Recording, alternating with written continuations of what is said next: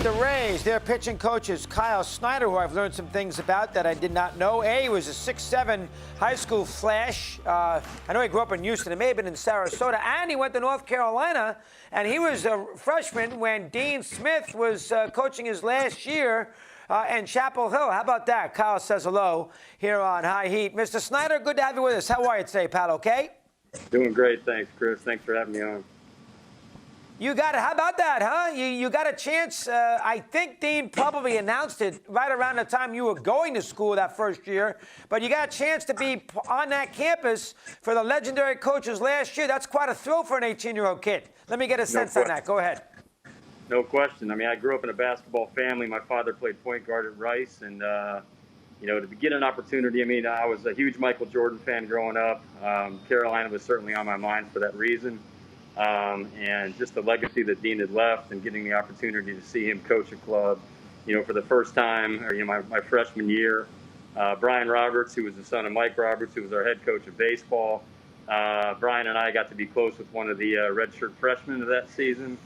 And as a result, got a chance to see up close and personal what it was like to watch a 19-year-old Vince Carter and a 19-year-old Antoine Jameson, and just a wonderful team, and to be there when, obviously when Dean was there for his last year before he handed it over to Bill Guthrie, which is really a treat, certainly. And not only that, didn't they play the regional the next year, the final in Carolina? And I know Calhoun got all ticked off against Utah when Guthridge got to the Final Four. Kyle, you may have been at that game. Is that true or not? Let me hear. That is correct, and I was in attendance. You were there. How about Yes. that? Oh, my God, it was a hell of a game. And Jameson and Carter played great. That was a great game. And Calhoun, who we know in Connecticut, all upset. How do I got to play Carolina in Carolina? Talk about that for a sec. Go ahead. That's right. Yeah, and we were fortunate enough, too, just to having to know Michael Brooker, who was that redshirt freshman. We were able to get seats from one of the players there. His family wasn't coming up all that much as a result, and because he wasn't playing his freshman year. So, we got to see that game really up close and personal, and it was a lot of fun, certainly. How about that? And that was the championship for Tubby there in Kentucky. Carolina lost in the Final Four. Utah, That's right? Am I not correct, Kyle? Yeah. You are correct. Yes. Utah beat and Kentucky beat Duke, and they were down by like 40 points. And they came back and beat Duke, and then Kentucky played Utah. Look at that. Kyle Snyder, little hoops. And away we go. He probably finds a little court somewhere in Port Charlotte when he gets a chance to work with his pitchers. A new staff for you here, Kyle. How you going to handle it? You get no Morton, no Snell. Lots of new guys coming in. You're pretty bright. Let me hear your thoughts. Go ahead. Fire away.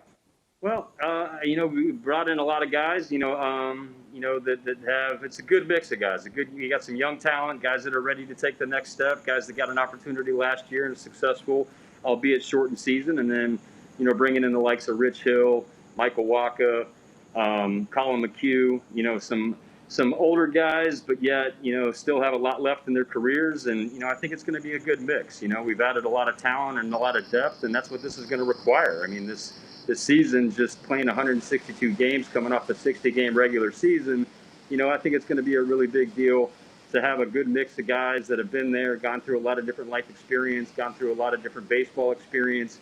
And I think they're going to be able to usher along a lot of these younger guys as well. And then obviously they have Chris Archer come back, who was such a big part of this organization, certainly prior to, me getting to the big leagues minus the year of 18. We're really excited about what these guys can provide just in general, and it's going to be interesting how everything gets pieced together. But we feel really good about the talent and really good about the depth.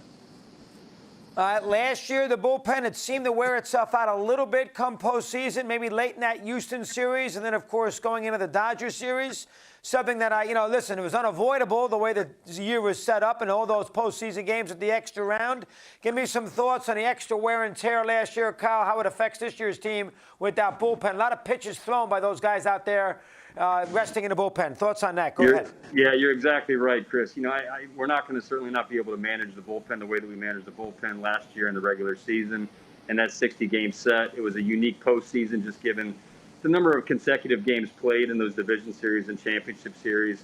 I don't have any concerns about what it's going to do going into this season in terms of the physical toll. These guys have all come in here. They all feel good. They've responded well physically in this first week, and it's just a matter of being able to get them kind of to callous over a little bit over these first few days, get them ready for games, and ultimately ready for the year. Kyle also played in the Cape Cod League for the Chatham Athletics, team I'm familiar with. I've been at that Bars Inn up there a few times there, Kyle, that Chatham Bars Inn. Let me hear a little path. How did you find yourself in Mays? You got a huge job, a team that needs all these pitchers to be successful. You're a young guy. How'd you end up in Tampa? Let me hear a little career path for Kyle Snyder. Go ahead.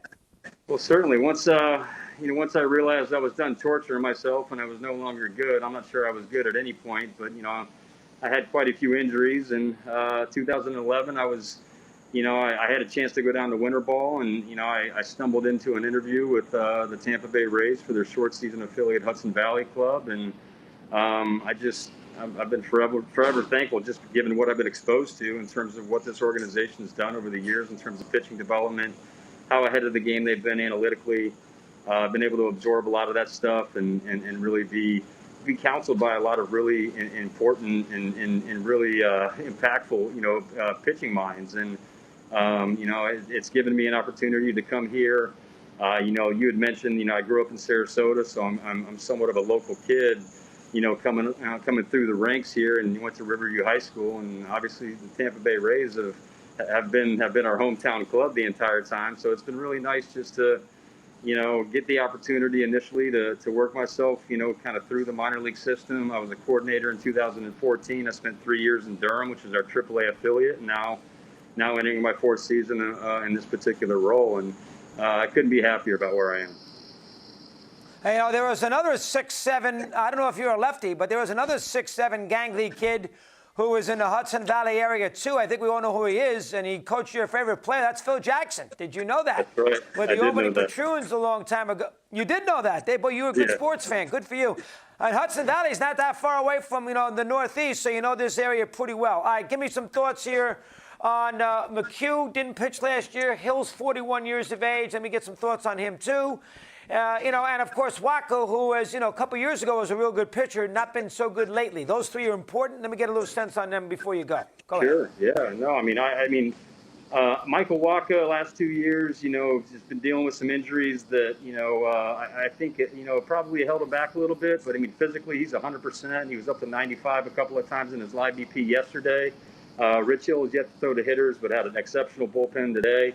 I saw Colin McHugh for the first time get off the mound yesterday. I think the week before last, he had thrown a 55-pitch bullpen with an up and down. But all three of these guys, tremendously talented.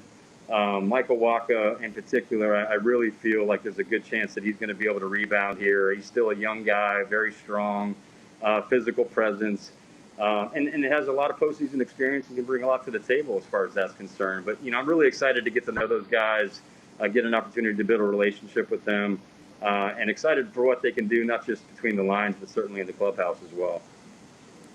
All right, April 5th, Gonzaga-Baylor. Hopefully Tampa's off that night. You can watch the championship game. How's that sound? Pretty good? Yeah, it would be great. Kyle, great to talk to you. Don't disappear. I want to get you back on. Great job. Thanks for a few minutes here today. Thanks very much. You got it. My pleasure. Thanks for having me on.